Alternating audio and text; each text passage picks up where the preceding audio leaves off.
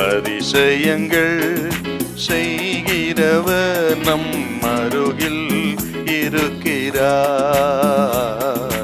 அற்புதங்கள் செய்கிறவர் என்றும் நமக்குள் வசிக்கிறார்.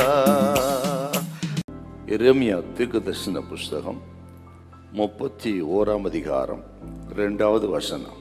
பட்டயத்திற்கு தப்பி மீந்த ஜனம் வனாந்தரத்தில் இரக்கம் பெற்றது. இஸ்ரவேலுக்கு இளைப்பாறுதலை கட்டளையிடப் போகிறேன் என்று கர்த்தர் சொல்லுகிறார். இந்த 31ஆம் அதிகாரம் எரேமியா கடைசி நாட்களிலே இஸ்ரவேல் ஜனத்துக்கு ஆண்டவர் செய்கிற நன்மையை குறித்து சொல்லப்பட்ட தீர்க்கதரிசன வார்த்தை. இவர்கள் சிறைப்பட்டு போவார்கள். சிறைப்பட்டு போன பிறகு அவர்கள் மறுபடியும் திரும்பி வருவார்கள்.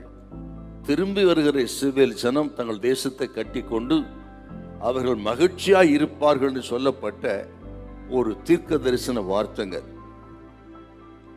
அதன் அடிப்படையிலே சிறைப்பட்டு போனவர்கள் திரும்பி வந்தார்கள், தங்கள் தேசத்தை கட்டி கொண்டார்கள்.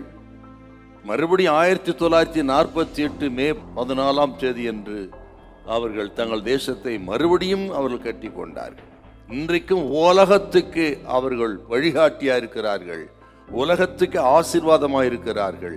அன்றைக்கு சொன்ன வாக்குத்தத்தம் இன்றைக்கும் நிறைவேறி கொண்டிருக்கிறது. இந்த உலகம் இருக்கிற வரையிலும் வாக்குத்தத்தங்கள் ஒரு நாளும் குறையாது.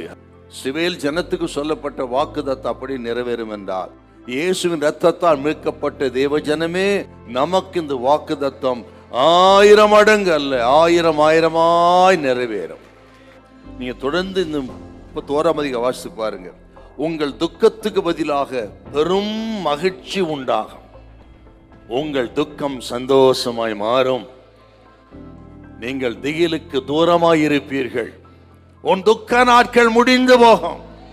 பிரச்சனை தலைக்கு மீறி போயிருக்கலாம், கையை பிசைந்து கொண்டிருக்கலாம், இனி என்ன செய்வதென்று அங்கலாய்த்திருக்கலாம். கர்த்தர் சொல்கிறார், உன் துக்க நாட்கள் முடிந்து போகும். உங்களுடைய பிரயாசத்தின் பலனை இனி டாக்டர் அனுபவிப்பதில்லை, ஹாஸ்பிட்டல் அனுபவிப்பதில்லை, கோர்ட்டு கேஸ் அனுபவிப்பதில்லை, அடுத்தவர்கள் தேவையில்லாதவர்கள் அனுபவிப்பதில்லை. உங்கள் பலனை நீங்கள் அனுபவிப்பீர்கள். எல்லா கோணலான சவையாய் மாறும். வெண்கல கதவை உடைப்பார், இரும்பு தாழ்பாலை முறிப்பார். உனக்குரிய அந்தகாரத்தில் சாத்தான் இடத்தில் இருக்கிற எல்லாவற்றையும் வெளியே கொண்டு வந்து நீ அனுபவிக்கும்படி கர்த்தர் செய்வார். ஹல்லேலூயா, ஹல்லேலூயா.